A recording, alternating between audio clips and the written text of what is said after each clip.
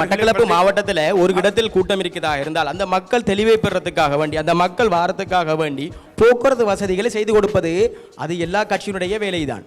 அது ரணில் விக்ரமசிங்கனுடைய கட்சி மாத்திரமல்ல, அனுரகுமாரோட கட்சிக்கும் தான், சகல பேருடைய கட்சிக்கும் தான் போக்குவரத்து வசதிகளை செய்து கொடுத்தே ஆகணும். இல்லாட்டி அந்த மக்கள் எப்படி வருவாங்க, எப்படி அந்த இதுகளை தெரிஞ்சு கொள்வாங்க, எப்படி அந்த பிரச்சாரம் அப்படின்னா தான் நீங்க சொல்ற விஷயத்துக்கு பிரச்சாரமே தேவையில்லைன்னு தான் நாம ஒதுக்கி வைக்கணும். ஐக்கிய தேசிய கட்சியில ஒரு ஃபார்ம் ஒன்று இருக்குது, அதாவது ஐக்கிய தேசிய கட்சிக்காக வேண்டி நாங்க நிதி சேகரிக்கிற ஃபார்ம், சரியா? அதாவது ஒவ்வொரு மாதமும் ஒவ்வொரு தலா 1000 ரூபாயிலிருந்து அவர்களுடைய வசதிக்கு ஏற்ப அந்த கட்சிக்கு நிதி, அதாவது அரசியல் என்பது மக்களுக்கானது. ஆகவே நிதியை நீங்கள் அளிக்கிறீர்கள். செல்வந்தர்கள் கட்சிக்காக வேண்டி நாட்டுக்காக வேண்டி நாட்டின் மீது பற்றி இருப்பவர்கள் அளிக்கின்றார்கள். எலெக்ஷன் கமிஷன் கெசட் ஒன்று வெளியிட்டிருக்காங்க. ஒவ்வொரு கேண்டிடேட்க்கும் 1.8 மில்லியன் தான் அவங்க ஸ்பெண்ட் பண்ணலாம். ஒரு ஓட்டருக்கு 109 ரூபாய் தான் அவங்க ஸ்பெண்ட் பண்ணலாம். அப்போ நீங்கள் இதை கெசட்டை போய் பார்த்தீங்கன்னா அது உங்களுக்கு விளங்கும். நாங்கள் அதுக்குள்ளே தான் இதாக்குறோம்.